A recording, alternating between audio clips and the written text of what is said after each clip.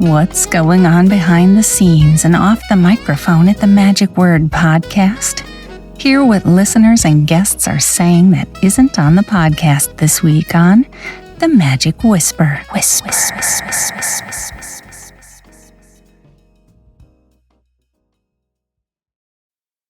Hello, this is Scott Wells for The Magic Whisper. This week we have a lot to get through, so I'll try to do it as quickly as I can. First of all, Terry Evanswood's got an announcement I think it's pretty important. Then Rick Thomas also does a live radio show each week, and we're going to talk about that. Dan Harlan's got a wedding coming up this weekend. And we're going to talk about an invitation for you to attend a Houdini Seance online. And of course, we're going to have a clip from this week's Magic Word podcast. Well, as I mentioned, Terry Evanswood has an important announcement to make. He has mentioned this on Instagram and also on Facebook, but in case you missed it, I have edited this down just a little bit. He has been touring Pigeon Forge, if you will, for decades, going from one end of Pigeon Forge to the other end of Pigeon Forge. And now he's got an important announcement, and I'm just going to let you hear it from his own mouth. Abracadabra, Terry Evanswood coming to you from Pigeon Forge, Tennessee with the final reveal of the exciting news that's happening in my life. Right now, excited to tell you my forever home. I finally, after 28 years, I think I've earned having my name on a building, and this is it. Right in the center of Lumberjack Square is the original Birkenstock store. Now, I was thinking about maybe I just change my name to Birkenstock and we don't have to change the sign, but that's not going to happen. It'll be the Evanswood Magic Theater. Our target date is December 6th. So put that on your calendar, and you can always find us because we're directly under the clock tower. And it seems kind of appropriate because guess what? It's time for some magic. Congratulations, Terry. This is long overdue. I'm sure this is going to be a fantastic theater. And for those of you who've never been to Pigeon Forge, make sure you make a special trip to go see his Magic Mansion. It is phenomenal. If you happen to be in Pigeon Forge during the holidays, that is during, whether it's Halloween or Christmas, he's got a special edition of his house that he shows you, which is pretty darn cool. If you haven't heard that particular episode, I did a two-part interview with him. Well, let me rephrase it. I did a two-part tour with him. It was a guided tour that Terry took us through the Magic Mansion. You can go to either of these episodes. Actually, start with this one and then follow up to the next one. Fantastic. You can actually see it with your ears, so to speak. Next, we have a little thing to talk about, and that is Rick Thomas. Actually, I've been doing these podcasts for a while. That is the Magic Whisper. And Rick has been doing something from Branson for a little while that I think is important. I just found out about it here recently. He streams it regularly over Facebook, so you can watch it live on Saturdays. It is from 10 in the morning until 1 in the afternoon. And if you just go to Illusionist Rick Thomas on Facebook, you can find it there. Click on that and you can participate. You can call in, you can type in your questions or whatever. He stands behind the microphone and talks about whatever is on his mind for about 3 hours. Kind of an interesting concept and something that I want to promote to help my friend Rick Thomas a little bit to promote his show also. And he does this from the Mickey Gilley Grand Shanghai Theater there in Branson, which is a great show if you ever get a chance to go to see that also. This coming weekend, Dan Harlan is going to be getting married to Sarah Ella Fant. And so this is going to happen over Zoom. It's happening this Saturday, October the 26th.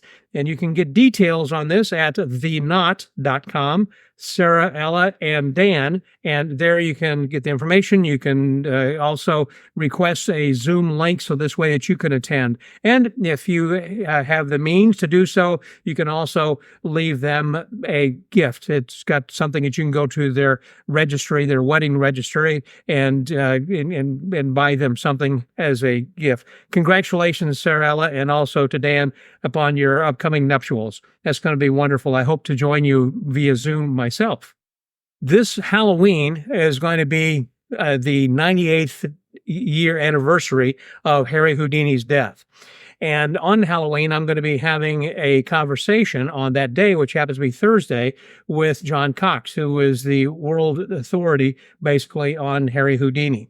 Well, there's going to be an online seance that Dorothy Dietrich and Dick Brooks are going to do. They've been doing it for years, and theirs is known as the original Houdini Seance, which is different from the official Houdini Seance, which is one that Bill Radner does, who is the son of Sid Radner, who was Sid's successor. And so Bill's continuing on with that with some Tom Bolt and some other guys who do that. That's known as the official one. But the original one is the one that, again, Dorothy and Dick are going to be doing. And that'll happen. They'll open up the Zoom room between 12:30 and 12:45 p.m. Eastern time on Halloween. That's Thursday, October the 31st. So just contact them at seance@houdini.org and request a Zoom link because when they had done this a few years ago during COVID and during lockdown, they put this link out on the internet, and there were some people who were undesirables, let me just say, who were on there. We got hacked, basically, by some Russians. They were showing Russian ships and playing Russian march songs, and you saw people marching. It was weird and wild, and we had to stop the seance basically because of some hackers who had gotten on. So we're trying to obviously make this a little bit more private. So this way, if you are interested, you can request a passcode to get into the Zoom room here this year. Again, that's going to be seance@houdini.org. And if you will just contact Dorothy, she can send you a link. Well, speaking of seances, this week we're going to talk with Albert Lucio, who is the person who runs along with his partner, Jake Cordero. The two of them run what's called Austin Seance, and it's presented not only in Austin, but also San Marcos and San Antonio and a few other places around the country. They go from time to time, but he's got a great history that he's going to share with us about the history of spiritualism, how it got started, and it's a fascinating little mini lecture, basically. I'm going to let you hear just a snippet of it in this clip right now. There's a lot of spiritualism that's still in Central America. There's spiritualism in a lot of places, but it transformed also. And we can go deep into the history and the weeds of it because it moves across all over the place. But when it moves into the South, it turns into evangelicalism. And so we get snake handlers, and speaking in tongues comes from the trance speakers of the movement of spiritualism and from the Shakers, who were kind of the first American mystics. And so the way that it transformed our landscape and our history, even our art, some of the first abstract artists were spiritualists. The movement of Ralph-Knights were spiritualists. Books were written. The Book of Ephraim, which won the Pulitzer Prize in the 1970s, it was written using a talking board. There is the first woman, Victoria Woodhull, to run for president, was a spiritualist. It really did impact us a lot in a lot of ways. We just don't talk about it because it's kind of an awkward and somewhat taboo part of our history. So come back later this week on Thursday when we release this week's episode. That's going to be number 866. That will be the Magic Word Podcast episode at themagicwordpodcast.com with Albert Lucio. And I know, again, you're going to love it. I entitled it, Do the Spirits Return?, which was something that Houdini did when he was trying to prove whether spiritualism exists or not. Fascinating talk and mini lecture, as I said, really. And if you do any seances or thinking about it or interested in the supernatural or just history in general about magic, I think that you will enjoy this particular episode. Well, we've had just a lot of stuff that I just wanted to quickly report on here in this Magic Whisper. And if you happen to know of any kinds of things that would be of interest to me, I would appreciate that you would just drop a note over here to Scott at themagicwordpodcast.com. My executive producer, Tom Vorjahan, is always on the lookout also. And so between the two of us, we're trying to get some things that might be of interest then to you that you may not have heard about. Some you may have, but trying to just give some little tidbits of things that are not as well known or publicized. Or if they are, they need to have just a little bit more publicity, and I'm glad to help. So if you will just drop me a note, I'll be glad to let the rest of you know about it who watch this. And for those of you who are watching it, I would appreciate it if you would share and like, and you can follow this so this way that you won't miss any upcoming episodes. So subscribe to this channel if you haven't already, and make sure that you share this then with your friends and let other people know about it. So I look forward to hearing from you soon when you drop me a whisper.